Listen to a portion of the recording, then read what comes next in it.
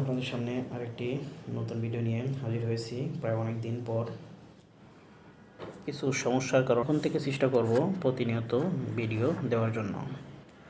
আশা করি আপনারা সবাই আমাকে সাপোর্ট করবেন। বেশি কথা না বলে আমরা মূল ভিডিওতে চলে যাই। আমরা এখানে মাংস নিয়েছি 25 কেজির মতো। এখন আমাদের কাটা শেষ হয়ে গেছে। এখন আমরা কিছুক্ষণের মধ্যেই এটা ধুয়ে এটা সুন্দর করে পরিবেশন করে আমরা রান্নার উদ্দেশ্যে নিয়ে যাব।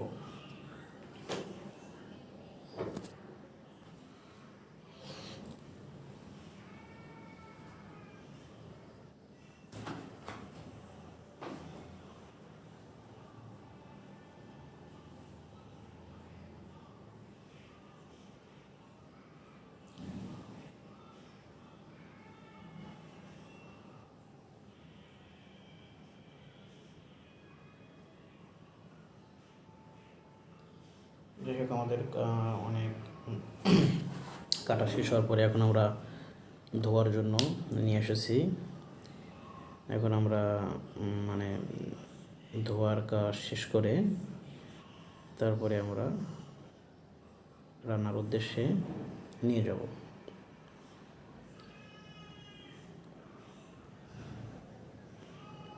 এখন আমাদের ধোয়ার কার্যক্রম চলছে।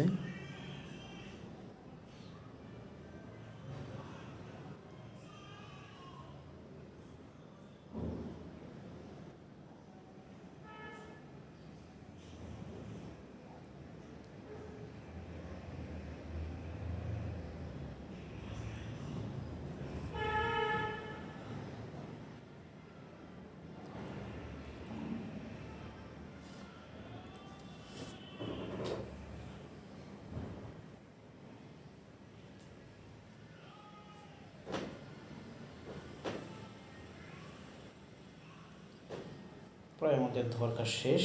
এখন আমরা রান্নার উদ্দেশ্যে চলে যাব।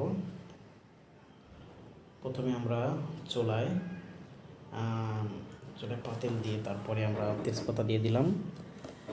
দিয়ে দেওয়ার পরে আমরা পরিমাণ মতো তেল দিয়ে দেবো আর কি। তেল দিয়ে মানে কিছুক্ষণ তেলটাকে গরম হতে দিতে হবে। দেন আমরা আস্তে আস্তে সব কিছু উপাদান দিয়ে দেবো।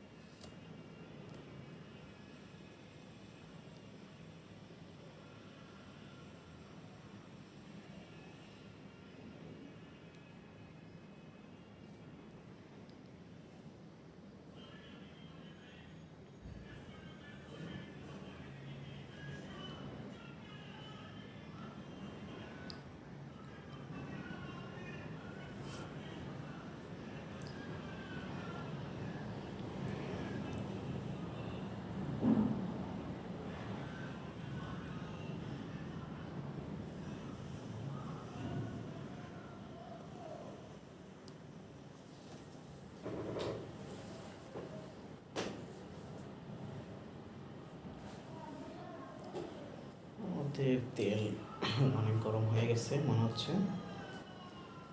যাই হোক, এখন আমরা আস্তে আস্তে সবগুলো উপাদান দিয়ে দেব। প্রথমে আমরা রসুন বাটাটা দিয়ে দিচ্ছি। অ্যাকচুয়ালি পরিমাণ মতো সব কিছু দিয়ে দিতে হবে, এটা কোনো আইডিয়া থেকে দিতে হবে আর কি।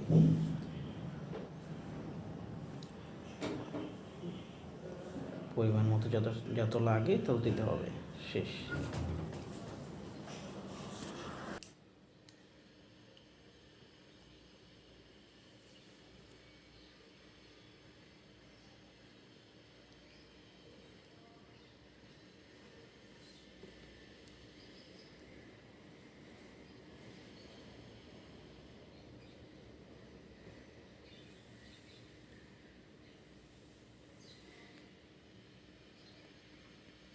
এইভাবে আমাদের রসুনটা কষানোর পরে এখন আমরা পেঁয়াজ কুচিটা দিয়ে দেব।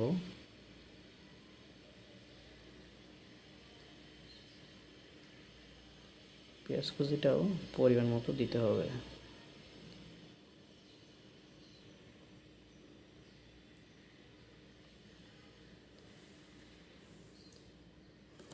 তারপরে খুব ভালোভাবে খুব সুন্দর করে অনেকক্ষণ কষানোর পরে তারপরে আমরা আমাদের এবার পেঁয়াজ দেওয়া শেষ হয়ে গেছে। এখন আমরা পেঁয়াজটা অনেক সুন্দর করে কষাবো।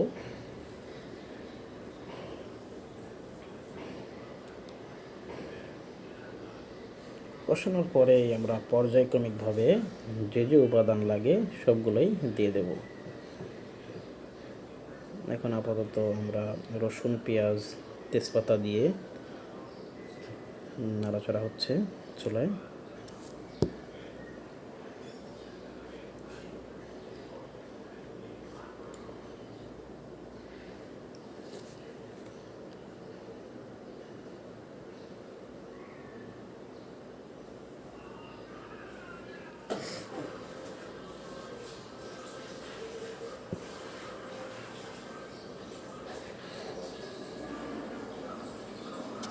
আপনারা দেখবেন যে নিচে যাতে পুড়ে না যায়,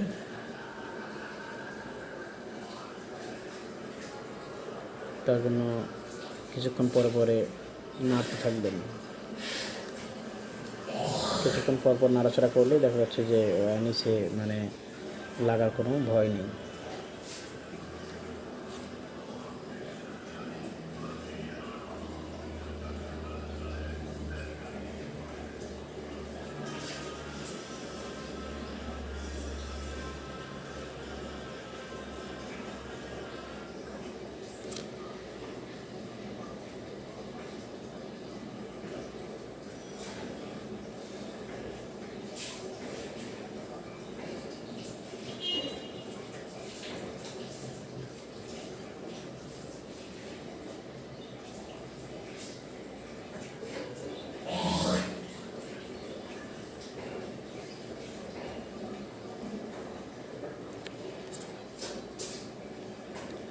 আমাদের লবণটা পরিমাণ মতোই